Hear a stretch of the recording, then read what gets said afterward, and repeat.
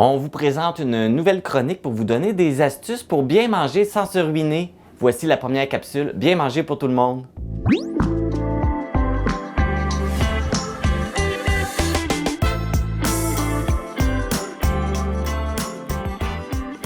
Pour animer les capsules Bien manger pour tout le monde, je vais être en compagnie de Sophie Nicole, qui est chargée de projet en développement alimentaire.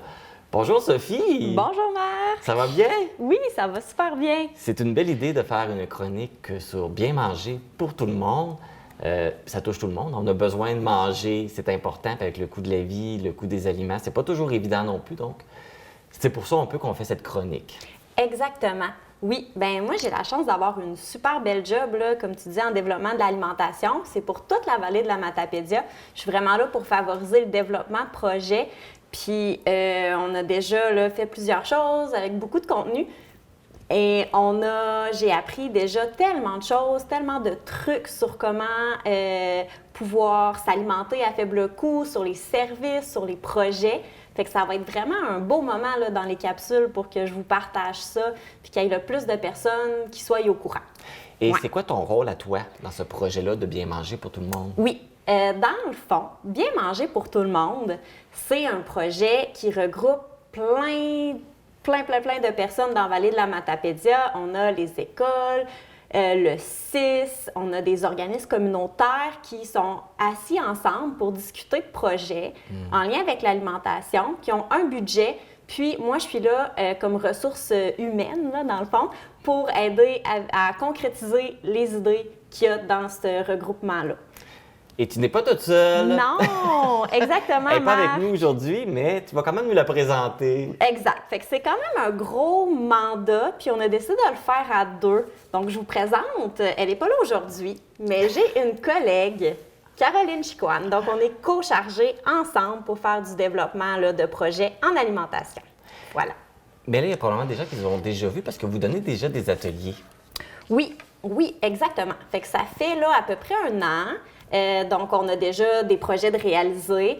On a fait des ateliers sur comment économiser en alimentation déjà. Puis, dans les prochaines capsules, on va pouvoir repartager ce contenu-là avec nos invités. Ça va être super intéressant. Puis, il y a plusieurs projets aussi, là. Je peux t'en nommer 2, 3 si tu veux. Ben oui, on aime ça, des scoops. Fait que dans le fond, des projets qu'on a qui vont revenir encore cette année, là, qui est à suivre, c'est des paniers de légumes à petit prix, principalement pour les familles. On aide les municipalités à créer des espaces nourriciers aussi, donc planter des arbres fruitiers dans les municipalités. On a aussi un projet où est-ce que pour favoriser l'accès à Moisson-Vallée, d'avoir des transports à 7 $, peu importe la municipalité où on habite. Puis ça en est seulement quelques-uns, là. OK. Et puis tous ces événements-là, ces activités-là, y a-t-il une place qu'on peut avoir toutes les informations? Oui, exactement. Donc, pour avoir les informations sur nos projets, ce qu'on utilise le plus, c'est notre page Facebook qui s'appelle Sophie Caroline Pro. Donc, à ce place-là, pour tous les projets que j'ai nommés et plus encore, on fait toujours des publications, qu'il y a moyen de suivre ça. Puis, la TVC est aussi partenaire avec nous. Donc, dès qu'on a un événement là, qui concerne la population, qui est ouvert à tous, puis qu'on peut participer, on partage l'information pour que la TVC nous aide à en faire la promotion. Et on travaille ensemble. Exactement. C'est le fun. Mais oui, c'est un beau sujet, c'est un beau concept. Et puis justement, on va commencer. Tu vas pouvoir nous expliquer c'est quoi le concept de sécurité alimentaire. Oui, bien c'est ça. Je trouvais ça important qu'on commence avec ça parce que le développement de l'alimentation, tu sais, qu'est-ce que ça veut dire? Ça peut être un peu flou. Fait que je voulais prendre le temps de dire aux gens que notre mission première, finalement, par tous les projets qu'on fait, c'est d'assurer la sécurité alimentaire. Qu'est-ce que c'est la sécurité alimentaire? Nous, on l'a simplifié par bien manger pour tout le monde. C'est ça qu'on utilise, c'est la façon simple de le dire. Si on y va un peu plus avec la définition du gouvernement ou des organismes qui travaillent là-dedans, ce que ça veut dire, c'est qu'on a accès à de la nourriture. Il y a différents facteurs en tout temps. Fait que si on en a au début du mois, on n'en a plus à la fin, on n'est pas à sécurité alimentaire. Faut en avoir en quantité suffisante aussi. Puis, ce qu'on ne sait pas toujours aussi, c'est que pour être en sécurité alimentaire, il faut qu'on soit capable d'avoir une alimentation qui est saine. Ça veut dire que, dans le fond, elle est assez nutritive pour nous permettre de mener toutes nos activités, de travailler, de se réaliser autant physiquement et mentalement. Puis on pourrait penser que c'est peut-être pas une réalité qui nous touche tant que ça dans la vallée de la Matapédia. C'est très dur à évaluer, mais on sait qu'il y a des situations, on va dire, d'insécurité alimentaire. Fait que des personnes qui ne peuvent pas dire qu'ils ont accès en tout temps, en quantité suffisante, à de la nourriture qui est saine et nutritive, parce que, dans le fond, c'est beaucoup lié aux revenus. Donc, dès qu'on a un milieu où il peut y avoir un peu de pauvreté, c'est sûr qu'il y a de l'insécurité alimentaire. Aussi, on vit une grosse hausse des coûts de la vie en ce moment. Fait que ça, c'est un facteur qui est connu pour amplifier la situation. Puis, aussi, on est dans une région où est-ce qu'il y a des municipalités qui sont super étalées, qui sont loin, puis d'avoir pas un accès facile aux épiceries, ça peut être un facteur là aussi. Quand on parle de quantité suffisante, est-ce qu'on évalue ça par « je prends mes 3 repas par jour ». C'est-tu un critère pour évaluer si on parle de quantité suffisante? C'est une bonne question. Comment je le comprends, c'est vraiment plus à sa fin. Okay. Le fait que ça soit 3 repas, je ne l'ai pas vu dans les indicateurs quand je faisais mes recherches, quand j'ai commencé mon travail. Là, je voulais bien comprendre ce que c'était. Je ne l'ai pas vu, c'est juste vraiment de pouvoir manger à sa faim, de ne pas se restreindre dans le fond. Si on finit un repas puis on a encore faim, puis qu'on ne peut plus manger parce qu'on n'en a pas assez. On n'en a pas assez. Là, ça fait partie, on peut évaluer ça comme ça, de cette façon-là.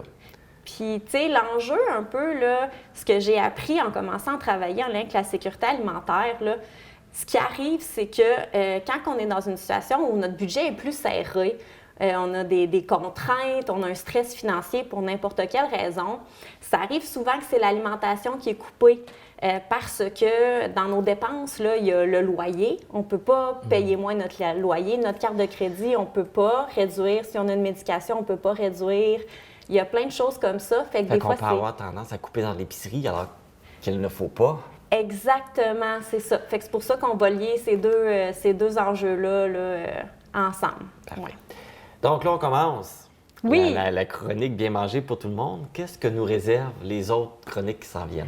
Bien, le projet ensemble, c'est qu'on va voir différents...